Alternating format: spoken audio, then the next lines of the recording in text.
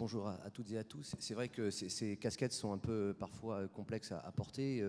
Simplement, l'évocation d'un directeur financier d'une ETI, et je suis particulièrement ravi de participer à cette table ronde ce matin, parce que parmi les grands groupes qui sont à la place, c'est vrai que le dispositif des ETI est extrêmement important, ne serait-ce que même pour sécuriser dans la gestion du risque et la chaîne de valeur de ces grands groupes, eh bien, le fait qu'ils puissent s'adosser à des partenaires aussi de long terme, et des partenaires qu'il faut aussi consolider parce que avant d'être un grand groupe, on est forcément passé par des stades de création, de développement et de consolidation de ces développements dans le cas des structures de taille plus modeste.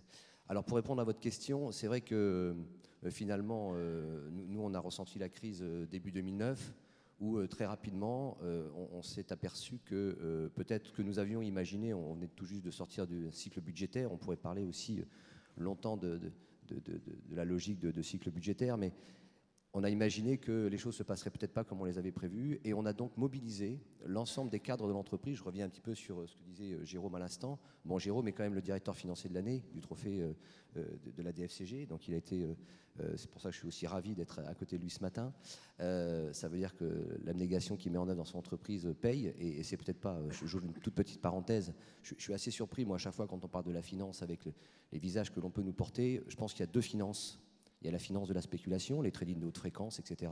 Et puis la finance d'entreprise. Je pense qu'autour de la table, on représente la finance d'entreprise et je suis fier d'appartenir à cette deuxième catégorie. Je referme la parenthèse. Joli hommage à la finance avec visage. Voilà. Avec visage, et on est fier justement de monter sur scène pour montrer ce que nous aussi on est capable de faire en entreprise.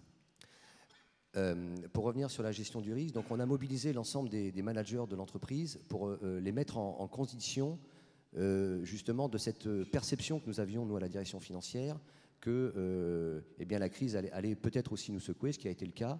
Et donc, on a mobilisé sur un plan très court terme, donc là, je rejoins un peu le court terme des choses, on a mobilisé l'ensemble des cadres de l'entreprise pour aller chercher finalement et actionner les deux leviers, un levier d'opportunité, de business, et un levier d'opportunité de réduction de coûts et de meilleure adéquation des coûts. Et nous avons réussi en moins de 2 mois à monter un programme qui a mobilisé donc les 10 autres mois de l'année pour qu'on puisse faire en sorte de produire des résultats 2009 qui n'étaient pas si mauvais que cela. Alors on va dire qu'on a beaucoup de chance, nous, oui. Et pourquoi ? Parce que avant tout, je pense qu'il faut aussi reconnaître dans la gouvernance et au plus haut niveau de l'entreprise cette volonté de pouvoir mettre en œuvre ce type de dispositif. Et nous, directeurs financiers, je le dis souvent en interne, quelle chance d'avoir une gouvernance, un conseil d'administration, un président, un directeur général qui ont, je dirais, dans l'éthique et dans les valeurs qu'ils veulent produire au sein de l'entreprise, eh bien cette logique de mise en œuvre de plan d'action tout à fait efficient. Et puis également le fait de pouvoir aussi faire pérenniser les relations que l'on a avec nos partenaires, et notamment nos partenaires banquiers, pour là aussi leur démontrer que dans nos entreprises, on est capable de réagir assez rapidement pour surfer sur des logiques complexes liées aux évolutions de l'activité. Alors depuis, finalement, je disais en réfléchissant sur cette table ronde, la crise nous a aidés. La crise nous a aidés à mettre en œuvre des logiques plus finance, mais tout à fait visibles au sein des opérations. Et depuis, finalement, on a abordé un autre stade de culture et de relation entre la fonction finance et les fonctions opérationnelles, et qu'aujourd'hui, dès qu'il y a un sujet qui se présente dans l'entreprise, un sujet de stratégie, un sujet d'investissement, un sujet de choix, eh bien, on est véritablement en symbiose avec les fonctions opérationnelles, parce que la crise nous a apporté justement cette nouvelle dimension de dialogue et finalement de capacité, on évoquait tout à l'heure le mot transformation, cette capacité de pouvoir se transformer de façon extrêmement agile.